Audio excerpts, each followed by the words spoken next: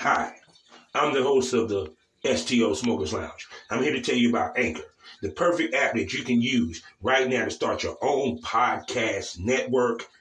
You can broadcast right now. All you got to do is download the app, whether you have a phone, iPad, or even a laptop or desktop.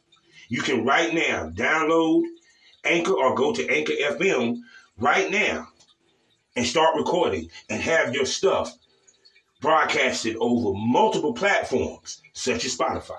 So go to Anchor today and start your podcast career like I have. Because trust me, I love me some Anchor.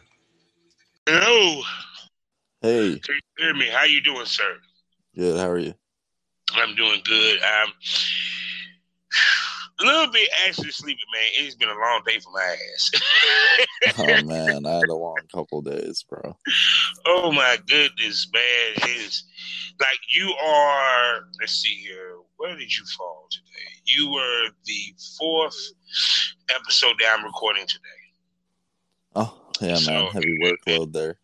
Yeah, and it's funny because with me podcasting, I think I've done more work than when I was in porn.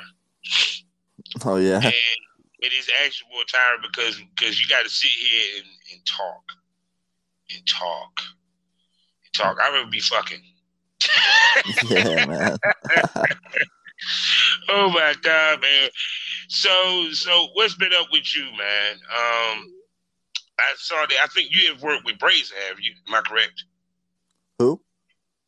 I mean, the company Brazzers. Oh, yeah. Yeah. And how many times have you worked with them? Brazzers, I believe only twice so far. Mm-hmm. Twice so far. No, it's funny because every time I say Brazen, I'm like, what? I'm like, oh, I'm sorry. It's a certain pronunciation. Brazzer. Okay, yeah, I'm sorry. I thought it was Brazers, but I mean I could be wrong. Anyway, but how does it feel to work with probably one of the biggest companies in our business? Because a lot of guys don't get that opportunity. Oh, man. I mean, it's definitely a big confidence booster. It feels great working for like the big companies that I used to like watch and stuff, before I got into the industry. It makes me feel like I made it for sure. I'm still climbing the mountain, but it's definitely a dope feeling. So when your first shoot with Brazen, who was the lady you worked with? First one with them was Victoria LeBeau. Oh my goodness! So how was it like? When you walked on set, meeting her, and how the shoot went and stuff. Paint the picture for us. Oh well, it was with directors that I had worked with before, because some of the same directors that shoot for Brazzers shoot for Reality Kings and some other companies. So it was with the director that I had worked with before. So that's always good, because it's always nice working with people that you know already. She was a very beautiful woman. She was a MILF. I believe she's Russian, and she was super cool. So the scene was just I was fucking one of my friend's moms. Yeah. So that was the scene. So yeah, so pretty. So you actually could say, yeah, dude, I fucked your mom. Yeah, I mean, I haven't done that in like my real life to one of my friends or anything, but yeah, and that's definitely a role that they like to put me as a lot. Yeah, most definitely. Yeah, because I'm pretty sure that because like the stepmom, what now is stepmom. Yeah. And son, or the cougar, where the next door neighbor, or my best friend's mama. That's always like always a home run in many ways when you shoot that. Yeah, especially for sure. Done right. Yeah, people love that stuff, and I do love shooting with MILFs, so I can't complain. But a lot of the people that they book as moms are only like a few years older than me, because that's how it works. Once you're 25 in this industry, you're like a MILF. Pretty much. We don't even give a damn. You don't even have a kid yet. You a MILF, goddamn. You a mom. We like to fuck. Yeah, exactly. I don't think they even say cougar no damn more, do they? I mean, I definitely hear that still. But I feel like when I hear the word cougar, it's not like MILF means like I'm like, oh, that's a MILF. That's like, oh, that's like an older woman that I want to fuck. But I feel like a cougar is like, oh, older woman that goes after younger men. Man, yeah.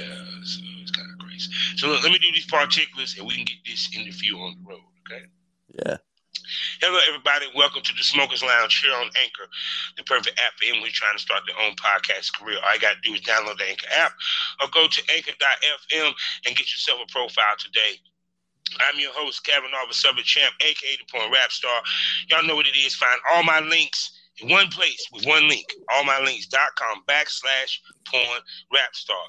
Let me tell you about 3 wonderful sponsors that we have. The first one being the Facebook of the LS community, LSSwirl.com. Next up is the hottest new magazine on the market today, Racism Magazine. Go to racismmagazine.com. Get a monthly subscription. Get it paperback, mail it to you, or get it digital. Either way, get it and check out some of the sexiest ladies from around the world doing some freaky shit within their pages. And last but not least, and black owned, I'm talking about excitebunny.com for you consumers. A new place for you to consume your porn content with some of the hottest content creators in the game on there today. And for you content creators, didn't forget about y'all, 90% profit, and they even offer healthcare. So go ahead and get a profile to excitebunny.com. We're a proud member of the GW District Black Podcasting Network. And plus, while you're there, experience some great shopping from over 500 Black-owned retailers and shops. So shop black at gwdistrict.com. Also, check me out on skyhawkafterdark.com and on the BGP app. Now, I'm going to shut up and let this man who, for what I've heard, is one of the nastiest in the game, introduce himself. Hey, what's up, everybody? It's me, Nade Nasty.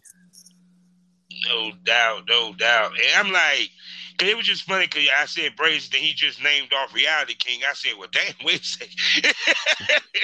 you didn't hit the big boys pretty much.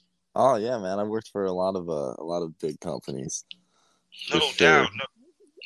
So I mean, it's kind of like, because I was having a conversation with another male talent that's doing, they shot many big companies, and we talk about reputation and how important it is when it comes to especially men in this business. So before we even go into how you got started, speak to having a good reputation in this business and how it has benefited you with you getting as many shoots as you have done. Oh, all right. Well, I mean, like you said, having a good reputation in this industry, especially for the dudes, is like very important. And that's not just and that goes for like your performance reputation, your behavior reputation, all of that. So, like you got to be able to perform, and it's not as easy as people think. That's for sure. Especially like with all the positions and stuff we do, it's all about angles and stuff, and it's just not as easy as people think. So you have to perform well. So that's obviously important. So you gotta have a good reputation on the court per se.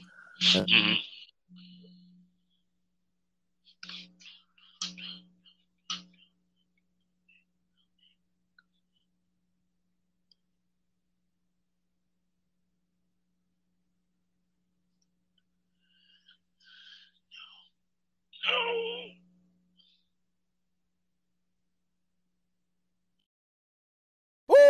Black Wall Street is now online, baby. That's right. Visit the GW District. Shop the very best in men's and women's apparel and accessories, home decor, office supplies, books, pantry items, and so much more. The GW District is a retail marketplace of Black-owned products and media. We're both veteran and Black-owned, and we're bringing you the best online shopping experience with products made by small businesses. Come and experience the GW District difference today at shopgwdistrict.com. That's shopgwdistrict.com.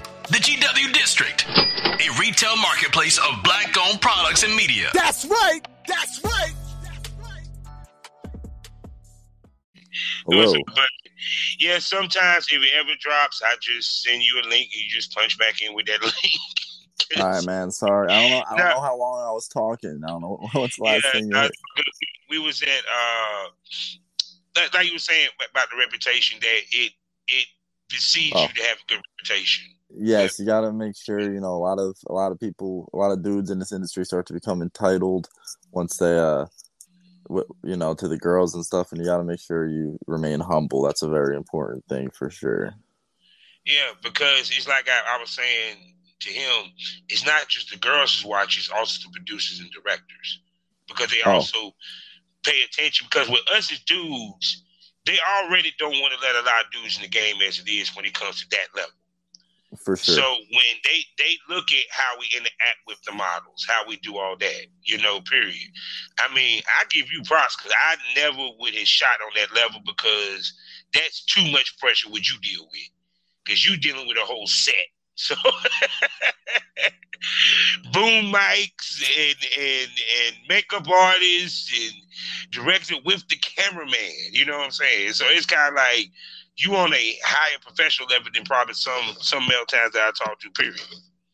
I mean, I definitely like to think so. I take my work very seriously on set with the directors, making sure I absorb all the information and the stuff that they're saying when it comes to this type of scene they're trying to shoot. And also with my own work that I make, I also like my own content. I definitely make sure I'm very particular with my production quality and stuff. So now let's go back.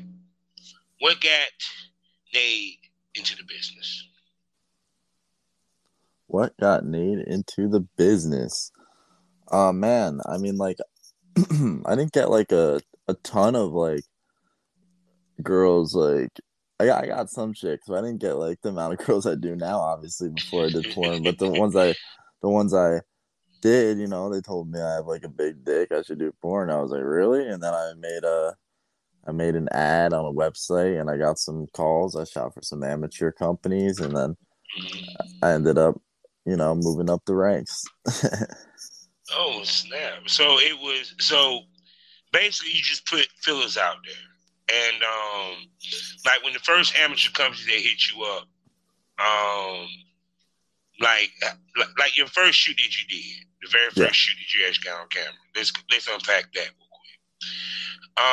When you got on set, tell us how it was like, how you was feeling, your thought process, what even mental preparation that you went through prior to walking onto that set. I did not know how to mentally prepare for sure because I didn't know what a porn set would be like. I didn't know what to expect. I mean, it's not all roses and daisies like people think. So but I was super nervous. That's for sure because yeah, it's I've never had sex in front of like other people before or anything like that. But yeah, the director wasn't like a big crew or anything. It was an amateur company, like kind of known, but not like a huge company. So it was a pretty laid back setting, so that helped. And I'm happy that it took me a while to get where I am for the bigger companies and stuff, but I'm happy that I started with amateur companies because that allowed me to really perfect my craft and my routine and all that stuff before I started working for the big companies. So by the time I did, I was already basically a professional. Yeah, because it's I even remember my first shoot. I did pretty good for it, and it's kind of like that's why I tell dudes you got to build your cachet. It's not just cachet with who you shoot with, but the reps of doing shoots and being comfortable in front of the camera and knowing how to prep mentally for a shoot. Because a lot of times, what you don't ever hear anyone talk about is the mental prep that we have to do for a shoot, not just the physical. Because, yeah, we got to wash our ass, all that good shit, groom, okay, whatever. But there's mental prep to it because when we're fucking on that camera, we're fucking to our audience. We're not fucking to her. You get what I'm saying? Yeah, for sure. You're not doing it for her or yourself at all. You're everything is just worked around what looks good, not what feels good or anything. So you just have to you have to really make sure you're in the right mindset because it's already hard enough as it is. So if you go in there and you're like stressed out about other stuff, that could cause issues, you know. So you gotta make sure that you're good to go. And I mean, I have to like hype myself up. You know what I mean? Like I sit there, I get there, I wake up, I'm like, oh, I gotta go to work, and then I get there and I'm like getting ready and all that stuff, paperwork. I'm not thinking about it, you know, so my dick's not like excited or anything. I have to literally force myself to be like, yo, you're about to do this fucking, you know, you're about to, you know, I have to literally like hype myself into it. So it's definitely a lot of mental preparation. So, and physical too. You can't like have a crazy night out or something, you know. So. Oh yeah, because even to the point, like even when I shot, I didn't fuck for that week. To see, because because like I said, it's with us as men, we have to keep it up. We have to pop on cue. Our job is way harder. For sure. I mean, Hands down. they're definitely hard in their own ways, but people definitely don't realize how hard the guys have it in the industry. That's for Man, sure. fuck how the women have it. The only thing they got to worry about is once a goddamn month, and they got an instead for that shit called soft cup. Get the hell out of here. We got to fucking stay hard with the cameraman pressed against our ass trying to get the over-the-top shot from your eyesight angle. Dude, I know. I done Yeah. done this shit. You know how it is. You know how it is, You man. know, yeah, you know what I'm saying? And you might have an argument with your girl. Shit, she got to argue with her man. Shit, that just make her want to fuck harder. We got to argue with our girl, goddamn. We think about, man, when we get home. Whew, tell me about it, man. Been there. Man, you know what I'm saying? No, we have it way harder. I tell any dude, don't give the girl shit. No, we have it way harder, dog. Way harder. Yeah, what they have to deal with a little bit more than us, so I feel like is just the negative social stigmas, you know. But the performance is definitely a job a lot of the time. Yeah, because see, we also at the same token, we control a lot of the action as well, and we have to think of angles. Because I mean, girls can think about what they is, but we have to carry the scene in a different way. You feel what I'm saying? But we have to think about the angles of how we gonna. They can see the dick going in the pussy. The director might want you to mount her in some type of way, and don't think because women talk about how comfortable they shit. Don't get it twisted. We have to do some uncomfortable shit too. Oh, for sure.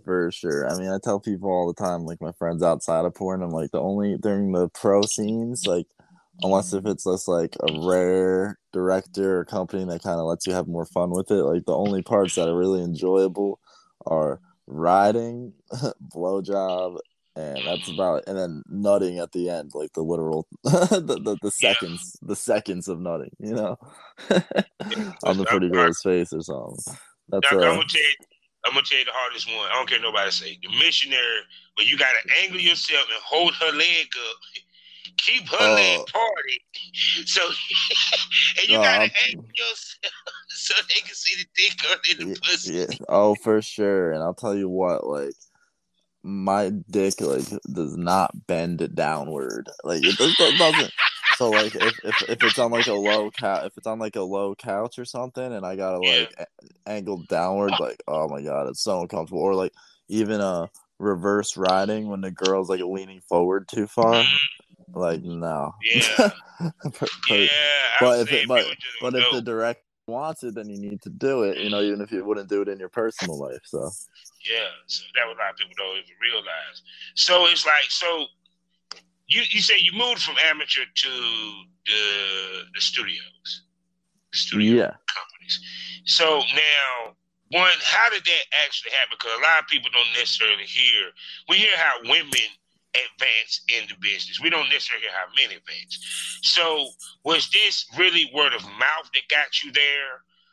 Was it your due diligence of you putting yourself out there as far as like sending fillers to other companies? What was it? What was it? I would say mostly due diligence and networking. Like I said, I made those ads. I got some calls for some amateur companies. I did those. I made my Twitter. I had like no followers on there for a while, but I would, I followed all the porn people and companies and, tried to stay active on the social medias. After I did some amateur shoots for some amateur companies, I got some followers.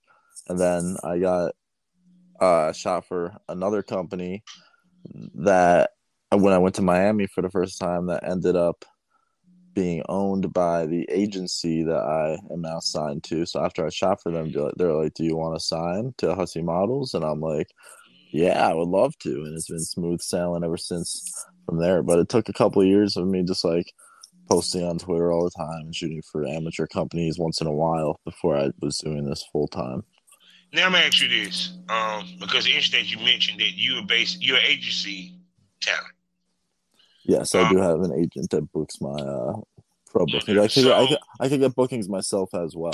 But okay. I see what you're saying. So now, like I said, we keep it real on my podcast. Oh, sure. Working with an agency, does that not give you an even better look when it comes to the companies versus if you was an independent and you was booking yourself? Because even when you book yourself, they know you're attached to Hussy. Yeah, 100%. Because I mean, most agencies don't sign dudes that can't perform. So if an agent, like the major agencies at least, so if an agent, like my agent, recommends me to a company or a director that I haven't worked for before, they'll take his word for it more than they would if I was just a random independent model that was reaching out to them trying to get a break on their site. You know what I mean? So what made you decide to go with an agent versus staying independent? Because I was already aware of the agency and they have a bunch of successful models. They're one of the best agencies for male porn stars for sure. So when I got the offer, I was like, I mean, it was a pretty good offer. I wasn't getting that many bookings by myself, especially not for major companies. So it seemed like a reasonable offer to me. Their percentage isn't too high that they get for the bookings, and they get me way more than I had before them. Now, and plus just the look of being attached to them. Yeah, exactly. Like now, if I decided to go independent one day, which a lot of models eventually do after being with an agency, like it would still be accredited to the fact that I was signed to Hussy and they kind of got my foot in the door with these directors, in the first place. But I have no plans on leaving Hussy Models or anything. Now, let's see. Did you come in the game filming your own content, or did you eventually just started filming your own content once you started doing the gigs? I started. Yeah, most people start filming their own content first, but yeah, mine was the opposite. I made the ads on the site and stuff, and then I got the call for the amateur gigs, and then I made my Twitter, and then I started making my own like content, like solo content and stuff. And then once I got a little bit more fans and some of my amateur scenes came out, then I started getting answers from more girls to work with and stuff. Now I'm gonna ask you this: the way that you did it, do you think that's a better way than the opposite? Because the reason why I say that is when you start doing content, I think it made it an easier way for you to get girls because we seen you with the big dogs. We seen you with the professional companies, whether it was amateur or pro by this time. So it's and you didn't work with some of these girls. So it was kind of easier for you to get the top girls to work with, or what I call the bank girls to work with, period, for your content versus a guy who came in the game a different way. You feel what I'm saying? They started filming content first, and then somehow they started getting into different levels. Yeah, I feel like it definitely has helped me a lot. I mean, my main goal, and I feel like a lot of people's main goal is to make enough money off your own content that you don't have to worry about bookings. You just take them when you want to. But the bookings definitely have played a major role in like my networking with girls. I mean, when I shoot with girls for a pro scene, if it goes well, which it does pretty much every time, then I ask them if they'd be interested in shooting content if they do boy girl content as well. And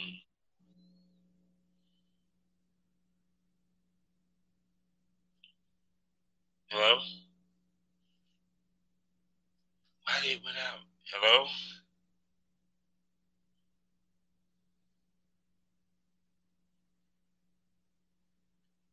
She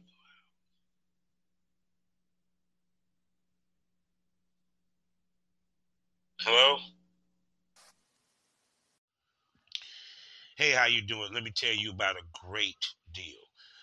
Why don't you come on over to the Premium Smoke Room? There ain't no smoke like Premium Smoke. I'm talking about 4 premium podcasts. I'm talking about Miss Spit Queen and the Porn Rap Star. I'm talking about Pilgrim on Wrestling. I'm talking about Causing Havoc with Princess Havoc, as well as the Reed Daily Report. Oh, I'm sorry, 5 STO Dark. Plus also extra premium episodes for some of the hottest ladies and gents in the business of porn. And all this for $4.99 a month. I'm talking about 5 to 6 extra episodes a week on top of the free shit that you get. So do the math. Great deal. Only on Spotify, only on Anchor. Come check me out. Come catch this premium smoke. Hello? This just means this episode will have a lot of commercials. That's all. okay. So back to commercial break. So since we back to commercial break, I guess let's talk about Nate on set, right? Now, just when you content shoots and the paid shoots are different when it comes to how you meet the models. Because I know when it comes to content shoots, you get the opportunity to kind of feel her out, talk to her, and all that good stuff before y'all shoot. While when you go on set, a lot of times, which I'm pretty sure you experienced this, you never met her. Yeah, So, half the time I don't even know who I'm working with till I get there. Yeah. So tell me the approach that you take when you meeting the models for the first time. Some of the things that you do to break the ice, make her feel comfortable working with you, period. Though I introduce myself. I ask them their do's and don'ts, like stuff that they would not want to be done, and ask them what they like and what they don't like. If there's certain things that they would prefer me do in the scene. I always try to be accommodating, especially if it's like content that like I'm hosting. I always make sure that there's like water and like wipes and all that stuff is always within arm's reach, when we're shooting. So, stuff like that. You got to make sure the girls are taken care of, for sure. And yeah. Because it's kind of like one, we have to woo them to a certain extent. Because one, you want to get the best out of her. So we have to be somewhat engaging, a little bit flirtatious. And we also, you can't be thirsty. Period. I know you've been on set. We ain't got to say names. We can keep it real. You done seen some male towns be awfully fucking thirsty on fucking set. Oh, for sure. For sure. And women too. Let's keep it real. And so it's kind of like, you got to keep it professional. Yeah, for sure. Because it's like when I tell people that you can't be thirsty on set and the girl can't be too slutty on set, that hurts them. They think I be joking about that shit. Mm-hmm. Because they don't realize how much those producers pay attention to that and look down upon that. Can you speak to that? What, the talents being thirsty on set? Yeah. Yeah, I mean, definitely, it's definitely looked down upon because we're all there to work, I mean, even if just because you're attracted to the girl and she's there to, to have sex with you doesn't even necessarily mean that she wants to or she's in the mood. Everyone's there to work, so it's not. It's definitely frowned down upon a little bit if someone comes to set like acting all like they're at the club or something. Yeah, because it's like, to me, it's because, I mean, like I said, I've been in the business 15 years before I retired. Mm-hmm. And I remember how the producers talked about the girls that was like that on set. And how girls lost money because they were like that on set. And dudes, definitely, I heard dudes got fired, got asked to leave the set before. And I'm like, dude, you're already going to fuck her. I mean, what? Yeah, for sure. I can see what you're saying with the girls. Girls could lose money because of it. Because if you give up, whatever too easy on set because you're excited and you're just trying to like please everybody, then they're not gonna, they won't have to book you for those things or pay you as much, because so. And then too, also they look at now because TTS has became such the prominent thing that it is, they're worried your ass may not come back clean. Because they feel you on set, they think you might be that loose person. Oh, for sure. Yeah. No, I haven't had sex with someone outside the industry in almost 2 years, I feel like. Because I do it enough. I do it enough for work, I don't need to go out there. I don't even know. But to be honest with you, it's kind of like, it's kind of like a basketball player for the NBA going to do a pickup game. Is that really wise? Yeah. You get me. You feel me? It because your money is made off of you, one, doing these things and also being clean. Mm-hmm, so exactly. That's why I tell people, y'all don't realize how much we have to give up sexually to do this fucking business. That's for sure, man. You had to borrow this sexy ass chick. She want to take you to the bathroom. You sit there like, damn it, I gotta shoot this Saturday. Yeah, exactly. I just paid $300 for the BTS, damn it. Yeah, and if you do make the mistake of doing it, and first off, you probably feel weird about yourself, like, oh God, I need to get tested again because you're so used to having sex with tested people, and then God forbid something does happen. I mean, everyone's gonna know, that you were up to. They will. Mm-hmm. Because I told people, I said it was funny how during the Ozark in New Jersey shut down and the shit happened in California. Yeah. I was like, they let you know how serious it was. They motherfuckers.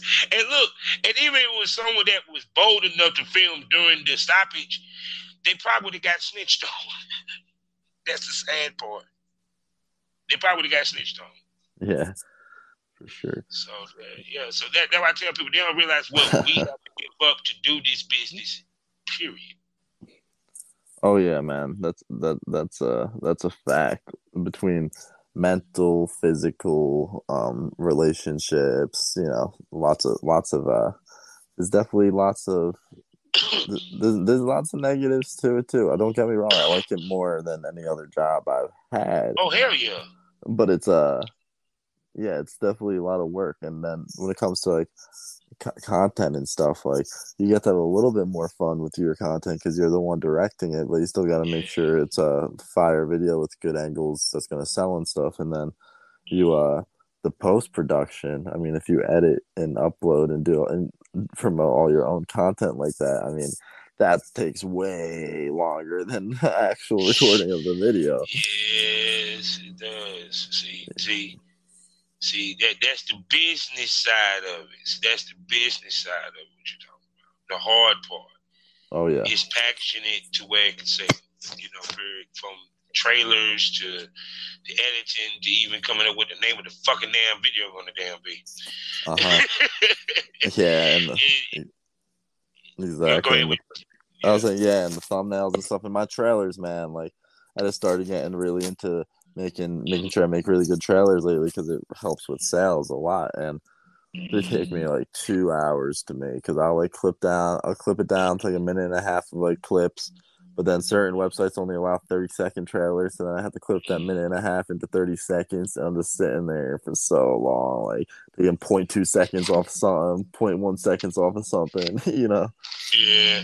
Oh, trust me, I know it's shit. I used to make, but now I just got lazy and make clips. I don't make like trailers like I used to. But yeah, I remember you had to make trailers, editing it, especially if it had a skit that was in the scene. So you wanted to put like the skit within there to lead up to all the action and shit. Yeah, I remember them days, man. God, people don't even realize just the downloading the shit onto the damn platform. Oh my god, yeah, it takes forever, man. Or even after the second you finish shooting, you got to do the model releases and stuff, and then you got to airdrop it. And if the airdrop doesn't work because one of your phones isn't working right or something, or the connection's weird, then you got to Dropbox it. It takes even longer. So, yeah, man. So now, people know what it is. I got to give them what they want. This is the part of the show where the pussies go dry, the dicks go limp. They talk about the business. So, as a male talent, and you run your own company and everything, speak to the ups and downs of the money of this business and the ups and downs of the business period, because you're unique. You're not, you're unique as in you're a guy who not only puts out your own content, you also shoot with the major companies. Yes. You feel what I'm saying? Period. So with your experience is a little bit unique because, like I said, like with Alfonso Lays and many of the other guys I talked to, you guys actually get to work with the top of the top talent at the same token, have content, and feed off of that for your own content. So go ahead. Yeah, well, like I said, working with the big companies, it's really good for networking because I meet a bunch of girls that I end up shooting for my content and my platforms on set at those those productions, and then also I get a lot of I get a lot of fans from them as well. Like people first off, the companies don't always tag the guys, but when they do decide to tag us, I'll get subscribers and followers from that as well. So it's good for networking and promoting yourself, working with the big companies, and then people are driven toward your platforms. So that definitely helps. And I mean, pros and cons. I mean, the pros, I get to travel a lot. I get to meet a bunch of awesome people. I mean, sex is great, even though it's not all just like easy, fun sex like people think.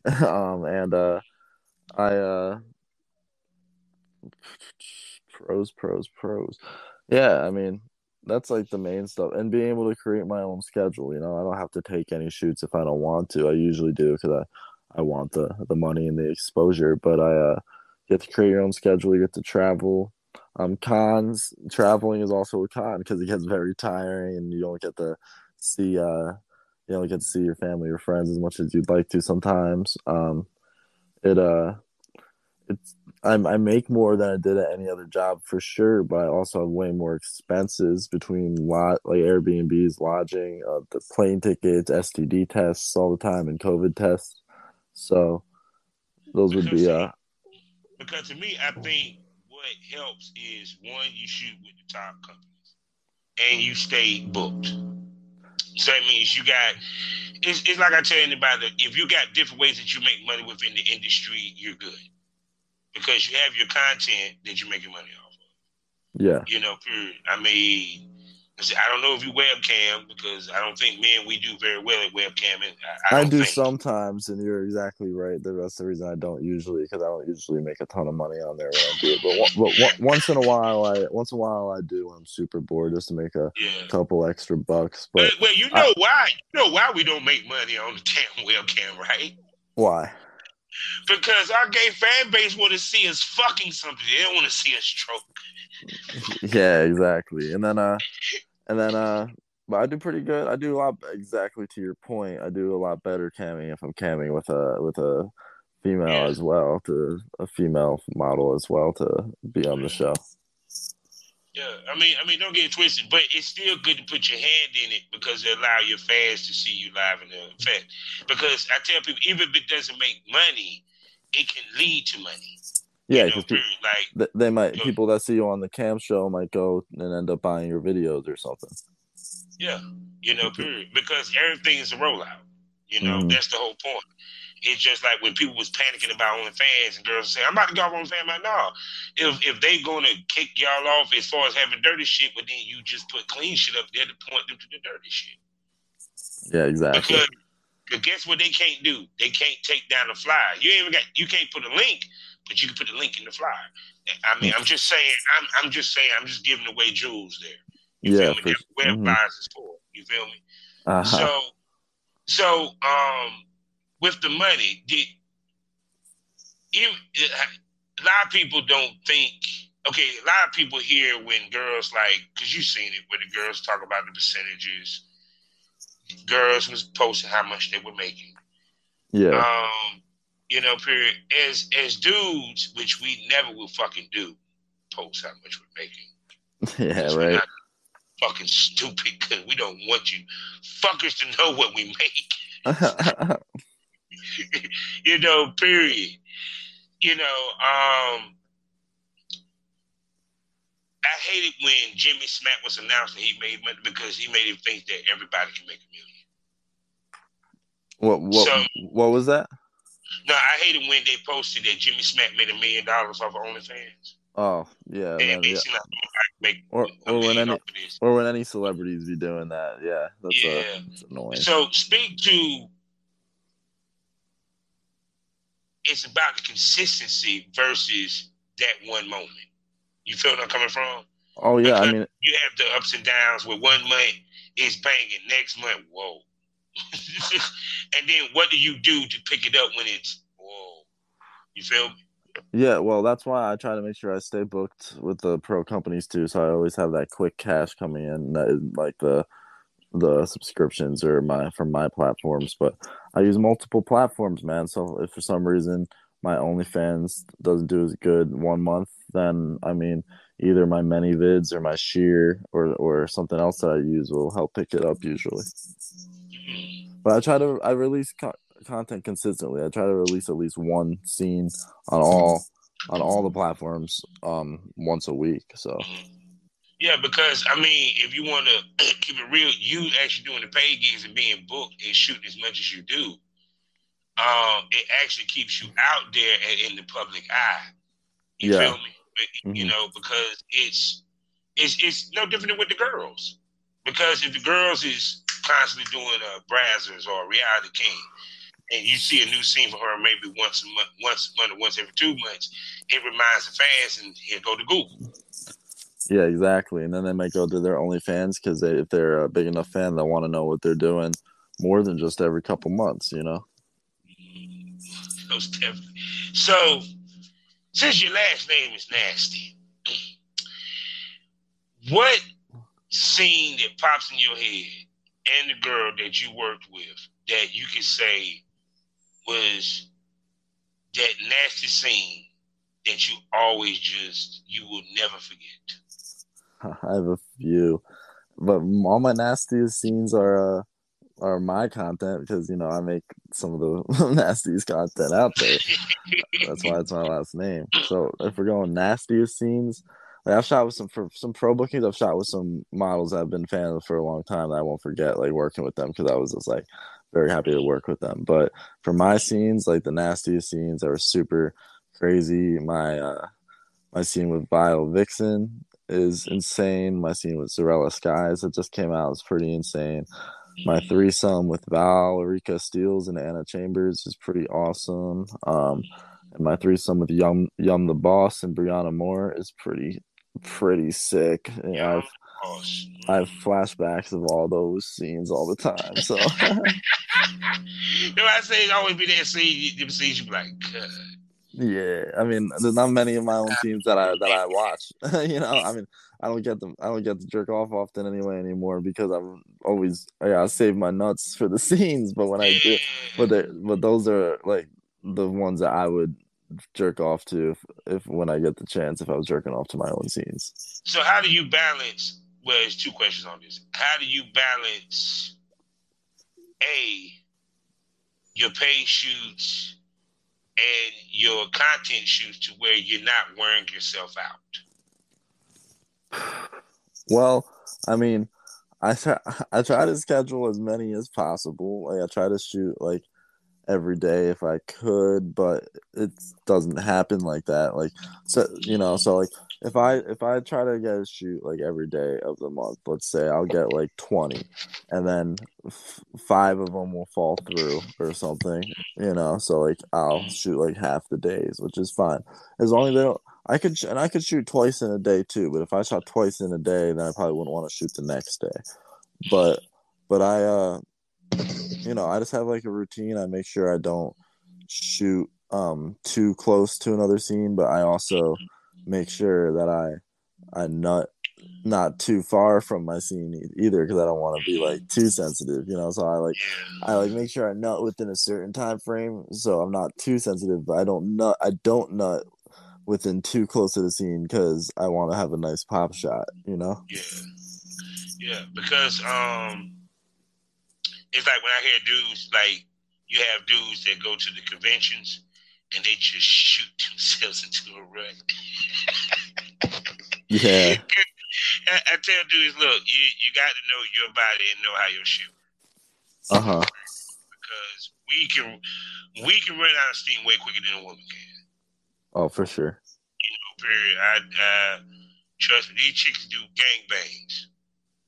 Yeah. Yeah, our gangbang is probably 3 to 4 girls at best. I'm just being honest. Oh, for sure. I'm sorry. I don't give a fuck if you talk about something. I can do 7, dude. By the time you got to the 3rd one, your ass is huffing and puffing. Yeah. You be like, can I get an energy drink real quick? I think the most I've had is 3 a few times. Yeah, I mean, I did a 3-girl one, and that shit was fun as fuck. I think the most I've done for my content is, I mean, I've had 3 girls, but there's other guys there too, like orgies and shit. But the most I've had by myself for my content is I've had a bunch of threesomes, but that's about it, I think. But for some pro scenes, I've shot a couple BFF scenes for Team Ski, and that's there's 3 girls in those, so those are pretty fun. Now I'm gonna ask you this, and this is a real question. Yeah. If shoot with a certain person, would it hurt you? Well, would it hurt you? Would it hurt your brand? Would it hurt your esteem? Hurt you with Hersey models or what have you?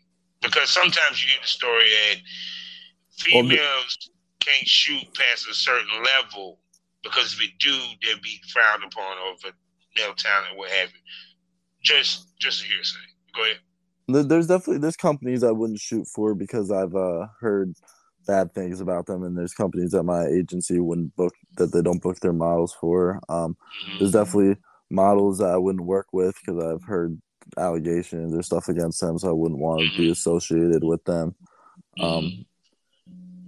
So yeah, for sure, there's definitely people and companies I wouldn't work with. See, I got to ask the hard questions, because so people can get a perspective of how serious this fucking business is. Yeah. Yeah, because you can definitely get Will Smith in this bitch. Oh, yeah. And you ain't had to slap a soul, goddamn it. You can get your ass blackballed quick. Which that's still a thing. People don't think it ain't. So, oh, man. So what's the biggest misconception that fans get about you? About me? About you. Let me think about that one. Common misconception people get about me. Well, I don't know. My porn is really, really rough. So when people like meet me, I guess they probably think I'm like some like super dominant, like aggressive guy, but I'm really like not at all. I'm like a pretty laid back, like relaxed, like dude. You know what I mean? Yeah. So I guess there's that. That's something. I mean, Mm-hmm. yeah. That would probably be Most the biggest definitely. misconception, I guess.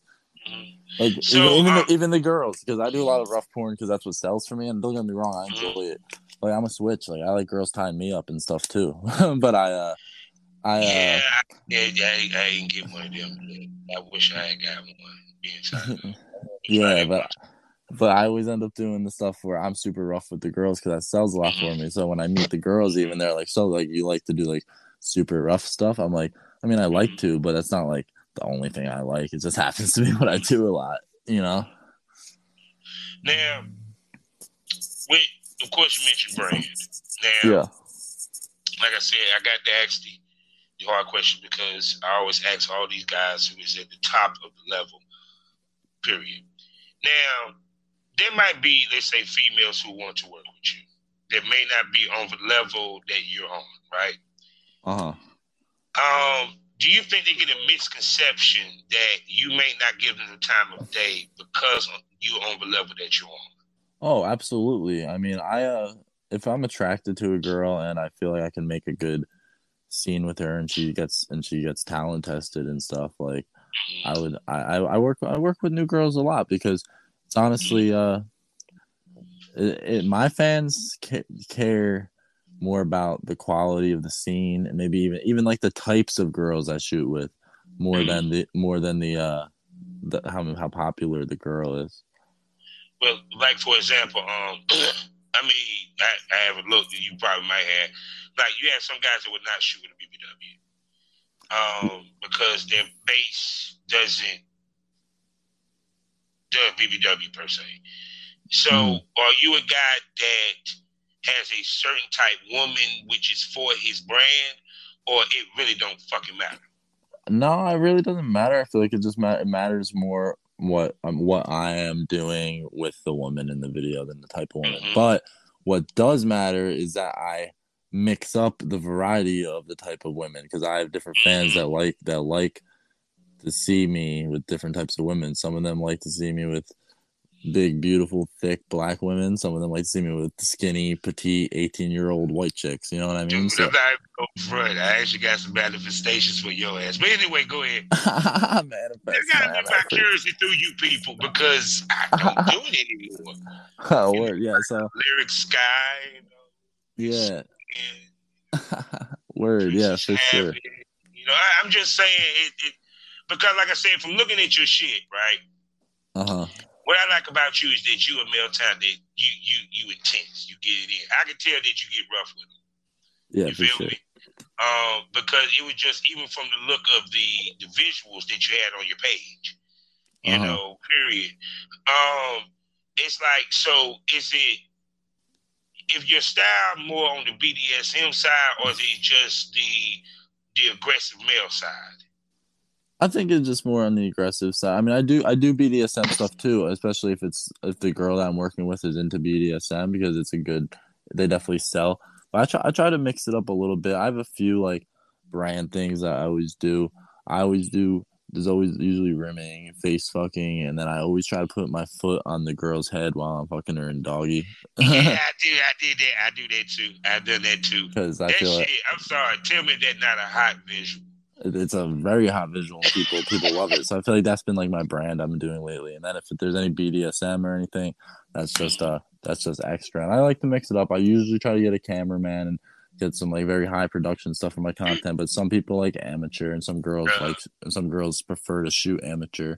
So like I mix up my style, but I feel like I'm gonna ask you this: which girl really liked you putting your foot on their head like that? I know the one that enjoyed the fuck out that shit. Vile Vixen probably enjoyed it the most because she just loves, you know, being tossed around and all that stuff. But I mean, almost every girl I've done it to, even if it's like a girl that hasn't had it done to them before, I'm like, hey, do you mind if I do this for like even like 30 seconds in the video so I could like use it for the trailer and all that stuff? And like they when I do it, they're always like, "That was super hot," you know. They love it. So it's and I don't like. I don't like smush these girls' heads, you know, like people. It probably looks like I'm like stepping on the girls' heads hard, but like I'm really like my foot's just like placed there, you know, what I mean? Like the way I used to do mine was I place it where it's like it's really on the right there on the back of their neck a little bit, to where I'm not pushing down their neck or choking them or pushing their head down. It's just propped there. Because I'm still holding myself up for the doggy style, period. So, but the visual of it, and I had to steal it from another male talent who actually did that to my wife in the scene. So he did it, and I took the picture. I said, you know something, I'm going to try that in my next scene. I got to try that in my next scene because he was lucky because he did it because he's tall and they were on the ottoman, so that way he was able to pull it off. You know what I'm saying? Versus they were on the bed. The bigger the girl's booty is, the harder it is to do it because you gotta wrap your leg around her booty. Oh man, I done done that too. Goddamn, you got your leg crossed around the ass, and using the leg to pull it closer, like. Exactly. See, there I love talking to Bell Times because it feels good to talk to somebody that understands what I would have to damn do out of this bitch. So I don't feel so bad. Like, damn. Yeah. Yeah, most definitely, brother. So, yo, man, I definitely gonna have to bring your butt back. Oh, for sure, man. Anytime. I'm always down to chat and banter. Oh, no doubt. So, I can call you a smoke buddy, right? Oh, for sure, man. I'm always smoking. I'm stoned right now. No doubt. Oh, no, wait a second. There's some more stuff I wanted to ask you. Oh, damn, hold on. Yeah. All right. Would you do a content house? Yeah, for sure. I've done them before. Okay. Because I didn't know if that was frowned upon on the big level. No, I mean, as long as everyone's tested for talent testing or CET, then yeah, no, it's not frowned upon as long as everybody there is, doing things professionally. And, I mean, you can have fun doing things professionally too. That doesn't mean like how it is in pro production, but as long as everyone's tested and everyone's following each other's, what's the word I'm looking for? Their do's and don'ts, all that stuff. Yeah, boundaries. That's the word I was looking for. Boundaries. So, and how many years you been in this? Man, I've been in it like 5 years. No, like 6 years now because I turned 25 a few days ago. I started when I was 19. You a baby with this shit? You ain't saying, damn. Yeah, my first scene for an amateur company was when I was 19. And I'm 25 now, but I've only been doing it full time for about 2 years now, like full time mainstream for like 2 years. That's what I'm saying. It took me a while of promoting myself and working hard. Some people blow up overnight, but it's not always that easy. So you gotta be patient. You ain't even hit half the mountaintop yet, buddy. Oh yeah, I know. I'm still climbing, dog. Oh man, shit. I see that you climbing hard, my brother, because I see you making noise. Your hit list is becoming extensive. Oh yeah, man. Oh yeah. So but like I said, there's a couple ladies I wouldn't mind seeing you work with. I ain't even going for it because I think because I be hearing when girls say they have a hard time finding male talent, and to me it's kind of like because if I was director and I was at the point where I can pay people and have people, it's certain people I would love to see them mix with. Yeah, well, I mean, feel free to recommend me to them or throw me some recommendations. I'll try to make it happen. I seen something in the DM, bro. I seen something in the DM. Word, awesome. Wait a second, where you at? Where you stay at? Where am I right now? Or usually, right now I'm in New Jersey. That's my home state. But I just left Miami yesterday. I'm usually in Miami or Las Vegas, but I go to LA. I go to LA for every month for work too. So okay. So you go to Vegas. Yeah. And you're in New Jersey. Damn it! Wait a second. You ain't work with Ash Lauren? Ash Lauren? Yeah, you ain't work with Ash Lauren? No, not yet. I mean, she's a BB Dub, what have you, but I mean, that's cool with me, man. oh. Oh God, the Evil G's about to put something together for you porn fans. Y'all gonna say thank you, Bob. Y'all gonna owe me a Christmas present. Yeah, most definitely. So tell everybody where they can spend money on you, my brother. All right, you can spend money on me at onlyfans.com/NadeNasty or on many vids. My name is also Nade Nasty, or Sheer. My name is also Nade Nasty. And then you could check me out on Twitter at NadeNastyXXX or my Instagram, Nade_nasty. Most definitely. So people, there you go, another wonderful interview for you lovely people. And we will be bringing him back definitely definitely gonna have on the Premium Smoke Room where we can get a little bit more open and nastier. Cause I'm gonna get him to talk more about his scenes. Cause he held back in this episode. Nah. He gonna give me that Premium Smoke Room when I get him in there. Oh, So for sure. I'll give you all the details. no doubt, and he might even appear on even Princess Havoc's podcast, or he might appear on Read Daily, the Read Daily Report, or even me, the Spit Queen, the porn rap star with Blue Fame. I know that they'll love to chit chat with you.